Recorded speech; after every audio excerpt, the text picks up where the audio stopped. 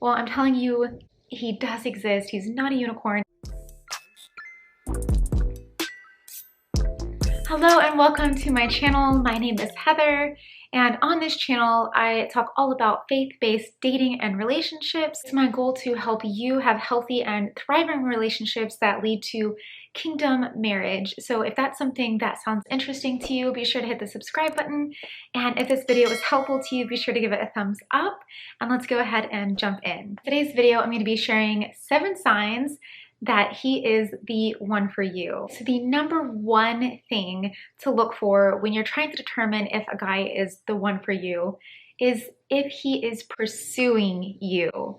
That may sound obvious, but so many women, myself included in my past, will chase after men. They will try to make all of the moves, and that is not necessary. If a man is into you, I guarantee you, he will pursue you. If he is not pursuing you, he is either not the right man or it's not the right time. But you should never have to chase him.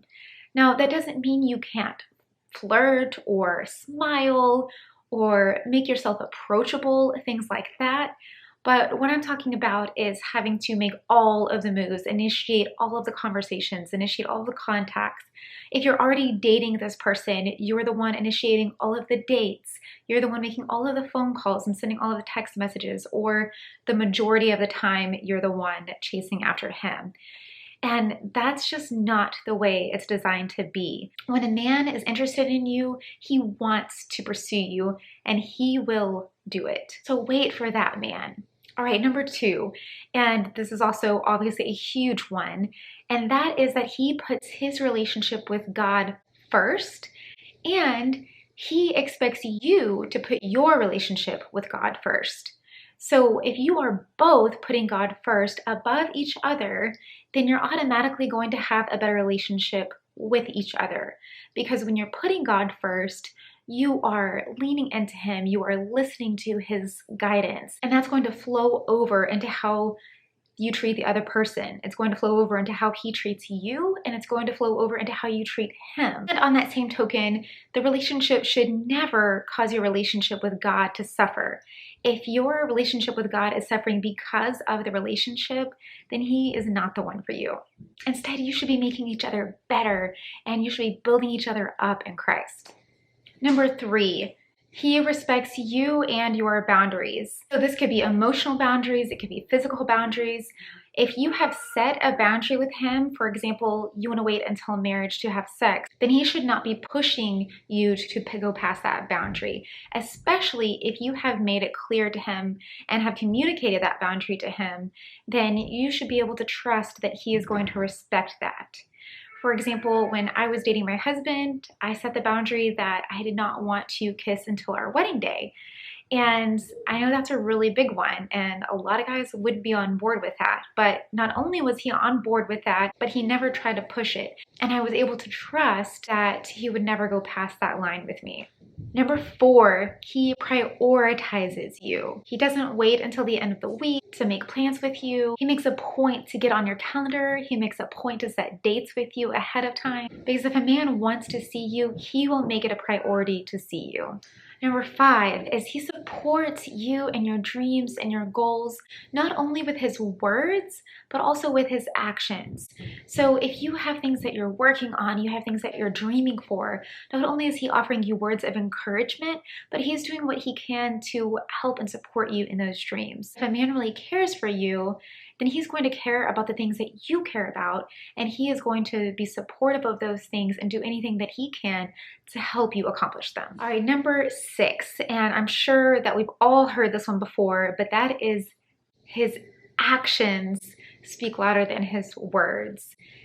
That may sound like, duh, I know this already, but so many times we will listen to what a man is saying and we'll hold on to that even though his actions are not in line with his words. I have been there. I once dated this guy who would always talk about marriage, who would always talk about wanting to marry me and have kids with me. He would bring up, what kind of ring do you want, and all of this kind of stuff. And I would hold on to those words even though his actions were not lining up with what he was saying. He would always put me on the back burner. He did not make time with me a priority. And yet I hung on to the relationship because I held on to those words that he was saying instead of looking at his actions. So you have to look at the actions. If his actions are lining up with what he's saying and you can count on his word, he is showing you that he cares for you. That's a good sign that he could be the one. All right, and number 7 is, can you be yourself around him? Completely yourself. If this is someone you are wanting to spend the rest of your life with, then you should be able to be yourself and feel good about yourself in his presence. Imagine if you do marry this person and he makes you feel bad about yourself, you don't feel comfortable, or you feel like you have to put up a front. Imagine having to do that for the rest of your life. That is not what you want. I remember when I was dating my husband, he was one of the first people to make me feel more comfortable not wearing makeup because he was always affirming me and affirming my natural beauty. That is the type of person that you want to spend the rest of your life with, is someone who loves you for you, not for a future version of you, and including your flaws. And I know you may be thinking, well, does this kind of guy even exist? That sounds like a unicorn. Well, I'm telling you, he does exist. He's not a unicorn. I am married to one. And I know there are other guys like this out there. But we need to be aware and look for those signs so that we know that we're making a good decision and not just settling. So I hope that this list was helpful to you. If there's anything that I missed, be sure to leave it in the comments. And be sure to stay tuned for my next video where I'll be sharing signs that he is not the one for you. And if you haven't already watched my video where I share our love story, be sure to check that out and I'll link that below. And until next time, blessings to you and I'll see you soon. Bye.